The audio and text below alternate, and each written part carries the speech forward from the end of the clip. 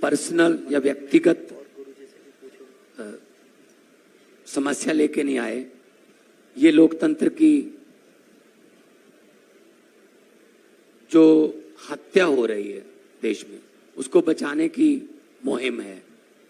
पिछले दिनों हमने देखा था हमारे अंतर्राष्ट्रीय पहलवान अपने जीते हुए पदकों को श्री गंगा जी में बहाने के लिए हरिद्वार गए थे। अगर समय पर आवाज ना उठाई गई तो शायद अगली बारी लोकतंत्र की अस्थियों को बहाने की होगी, क्योंकि जो नॉन बीजेपी गवर्नमेंट है देश में, उन पर अध्यादेश लाए जा रहे हैं। गवर्नर जो हैं वो उन पर कुछ ना कुछ थोपते रहते हैं आए दिन। कभी कहते हैं हम आपका बजट सेशन नहीं होने देंगे, कभी कहते हैं हम आपके द्वारा काउंसिल ऑफ मिनिस्टर द्वारा पास किया हुआ भाषण नहीं पढ़ेंगे, हम अपनी मर्जी से पढ़ेंगे। तो देश में इलेक्टेड और सिलेक्टेड, अब लड़ाई ये है, लोकतंत्र में इलेक्टेड बड़ा होता है जनता, लेकिन ये सिलेक्टेड को आगे लेके आ रहे हैं। बीजेपी का एक ही तरीका है, अगर इलेक्शन में नहीं जीते तो बाई इलेक्शन से जीत जाओ, उनके बंदे तोड़ लो, बाद में बाई इलेक्शन करवा लो और कह दो कि जनता का ये फैसला है। सो आज झारखंड मुक्ति मोर्चा, जो कि पार्टी के नाम में ही मोर्चा लिखा हुआ है, ये आंदोलन से निकली हुई पार्टी है और हमारी पार्टी भी एक आंदोलन से निकली हुई पार्टी है। तो हम लोगों को एक और आंदोलन करना पड़ेगा।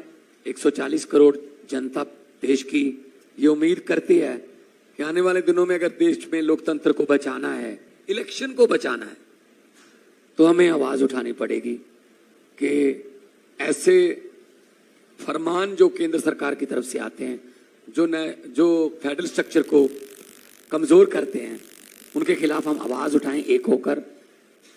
आपस की लड़ाइयां, छोटी मोटी वैचारिक मतभेद चलते रहते हैं, लेकिन जब देश की बात हो तो हमें एक होना पड़ेगा। और मुझे खुशी इस बात की है कि हम जगह जगह गए और सभी लोग इस बात से सहमत हैं कि हम 140, मैं विपक्ष नहीं इसको कहते हैं, हम कहते हैं देशभक्त पार्टियां, देशभक्त लोगों को इकट्ठे होना पड़ेगा इस देश की डेमोक्रेसी को बचाने के लिए। जैसा कि माननीय हेमंत सोरेन जी ने कहा था कि बहुत कुर्बानियां देकर हमारे पुरखों ने इस देश को हमें लेकर दिया है, बहुत बड़ी बड़ी कुर्बानियां।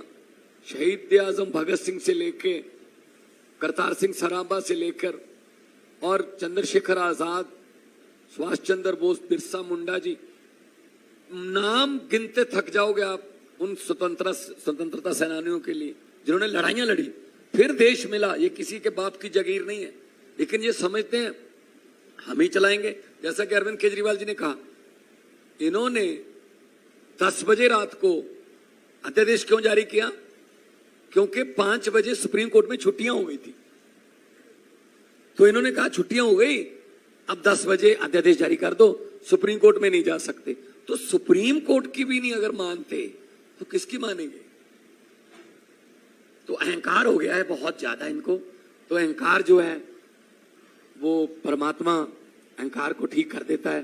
कुदरत बहुत बलवान है, कुदरत बहुत बलवान है। ये राजाओं से भीख मंगवा देती है, ये भिखारियों के सर पे ताज टिका देती है। सो वक्त है, वक्त से डरना चाहिए।